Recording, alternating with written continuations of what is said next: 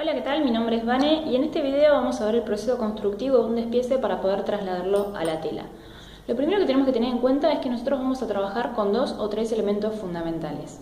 El primero es el mapa, que es en donde vamos a plantear toda la moldería de la prenda que queramos realizar. Y el segundo es el despiece, que se hace calcando esa moldería que planteamos en el mapa. Ahora bien, dijimos que eran 2 o 3 elementos fundamentales. Ese tercer elemento es ese mismo despiece que hacíamos como segundo paso, pero con el margen de costura agregado ya en el papel. ¿Y esto por qué? Dependiendo de la tela que vayamos a utilizar y dependiendo de la cantidad de veces que vayamos a querer cortar esa prenda, ¿sí? A veces nos conviene directamente ya darle el margen en el papel y después en la tela cortar directamente, ¿sí? Ahora, si es una prenda como con muchos recortes, muy complicada, que la vamos a cortar una sola vez y no lo vamos a usar nunca más, nos conviene directamente darle el margen a la tela y listo, ¿sí? Al momento de idear la prenda, nosotros ya tenemos que tener en cuenta cuál es el recurso de costura que vamos a utilizar para resolverlo, ya sea para unión de las piezas o para terminación. Y ese margen de costura que le vayamos a dar también depende del tipo de tela que vayamos a utilizar y de la máquina también que vayamos a utilizar. Bien, ahora vamos a trabajar sobre esto, ¿sí? Para explicar un poquito el tema de los márgenes.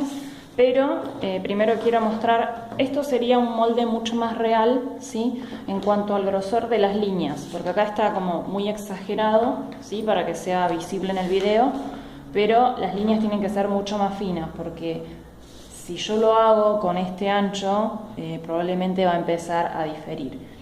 Y quizás, siempre digo, cuando hacemos una prenda básica que no tiene muchos recortes, que tengo una pieza delantera, una pieza trasera, una manga, a lo sumo me va a quedar unos milímetros o unos centímetros más grandes o más chicas, y no va a pasar nada. Pero el tema es cuando yo empiezo a tener muchos recortes como esto, después va a empezar a diferir entre una pieza y otra y el encastre ya no va a ser el mismo y entonces ahí me empieza a generar defecto en toda la prenda, ¿sí?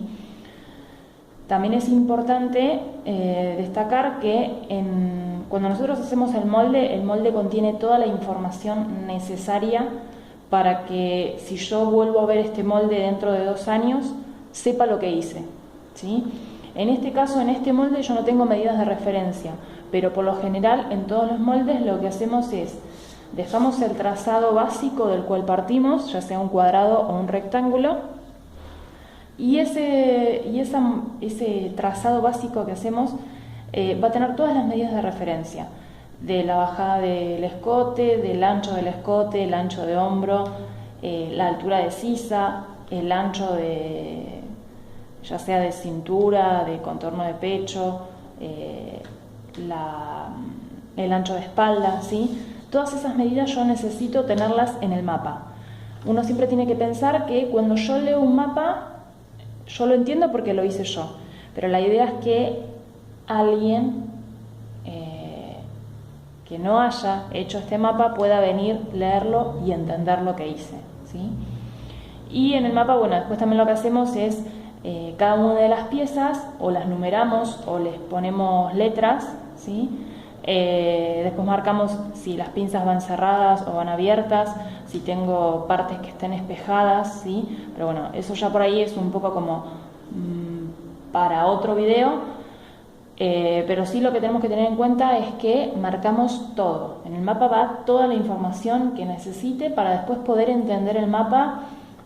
Como digo, si lo veo dentro de 1 año, dentro de 2 o dentro de 10 años, ¿sí? Bien, bueno, esto lo voy a usar de mapa, ¿sí? Ahora el siguiente paso es calcarlo y tenemos 2 maneras. Una es poniendo un papel transparente por encima y calcando como todos sabemos, o la otra es poniendo un papel por debajo y marcando con la ruleta. La técnica que use va a depender del lugar de trabajo que tenga, de si tengo buena luz y de si tengo una superficie en donde pueda marcar sin ningún problema, ¿sí? Una vez que yo calque, voy a calcar la figura tal cual tengo mi mapa. En este caso yo no tengo recortes ni nada, así que me salen 2 piezas enteras, ¿sí? Y esto es lo que llamamos el despiece sin margen de costura. Esta pieza yo la voy a tener que ubicar en la tela y así ubicada sobre la tela le voy a tener que dar los márgenes correspondientes, ¿sí? Y si no tengo la opción, como les decía, de el despiece con margen de costura, es de volver a marcar esta misma pieza sobre otro papel y darle los márgenes correspondientes, ¿sí? Lo mismo que yo haría de marcar en la tela, lo marco directamente en el papel, entonces después yo esto ya lo apoyo sobre la tela y corto directamente por el margen, por el contorno, digamos, sin darle ningún tipo de margen, ¿sí? Ahora bien, dependiendo de el recurso de costura que vaya a utilizar, los más básicos de costura recta para los laterales y de ruedo en la parte de la cintura o en la parte del escote, ¿sí? Vamos a usar 1 centímetro para todo lo que sean curvas, ya sea de escote o de sisa, 1,5 para lo que es hombro y laterales, y el ruedo, dependiendo del ruedo que vayamos a utilizar, va a ir entre 1,5 y 5 centímetros, ¿sí? Después, eso para tela plana.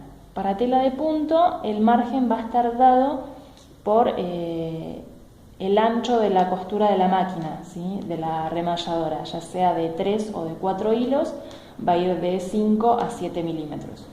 Y en líneas generales, esas son las medidas básicas que nosotros necesitamos para poder resolver cualquier tipo de prenda. Después tenemos otros tipos de costura que requieren de un margen especial, como sea la costura inglesa o la costura francesa, ¿sí? En esos casos ya son distintos, pero ya son como recursos de costura como un poco más elevados, ¿sí? En lo básico, lo que necesitamos saber es esto.